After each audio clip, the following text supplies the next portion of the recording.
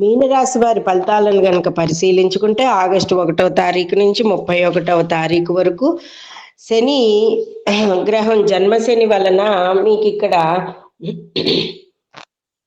కొంత మనోవేదన ఉంటుంది. శత్రువులు అప్పుడప్పుడు మిమ్మల్ని ఇబ్బంది పెడుతూ ఉంటారు. సృజనాత్మకంగా ఆలోచించి అన్ని విషయాల్లో మీరు ముందంజలో ఉంటారు. మనోవేదనకి మీకు మందు కింద ఒక్కటే ఇక్కడ పరిహారం ఏమిటి అంటే దత్తనామాన్ని స్మరణ చెయ్యడమే. జై గురు దత్తాత్రేయాయ నమః అని అనుకుంటూ ముందుకు వెళ్ళడం అనేది మంచిది. ఉద్యోగంలో ప్రమోషన్లు ఉన్నాయి, ఆర్థిక వృద్ధి ఉంది. అన్ని విషయాలలోనూ అన్ని వృత్తి ఉద్యోగ వ్యాపారస్తులకు సంబంధించిన వారందరికీ కూడా అటు హయ్యెస్ట్ లెవెల్లోనూ కాకుండా ఇటు తక్కువలోనూ కాకుండా సమాంతరంగా మీకు కావలసిన లాభాలతోటి ముందుకు వెళ్తూ ఉంటారు. మంచి పేరు ప్రతిష్టలు అవి వస్తున్నా సరే అవి చెడగొట్టడానికి ఎవరో ఒకళ్ళు మిమ్మల్ని ఇబ్బంది పెట్టే దిశగా తీసుకెళ్తారు.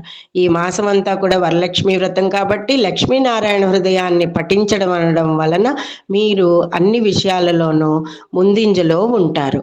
శ్రీ వరలక్ష్మి వ్రతం చేసుకోండి. లక్ష్మీదేవి యొక్క నామాన్ని బీజాక్షర సహితంగా ఒక 1008 సార్లన్నా జపం చేయండి.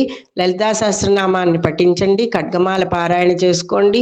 మీరు ఆధ్యాత్మిక చింతనలో ఉంటూ మీ పనులన్నీ కూడా చేసుకోవడం వల్ల మీరు ఈ మాసం అంతా కూడా అన్ని విషయాల్లోనూ ముందంజలో ఉంటారు.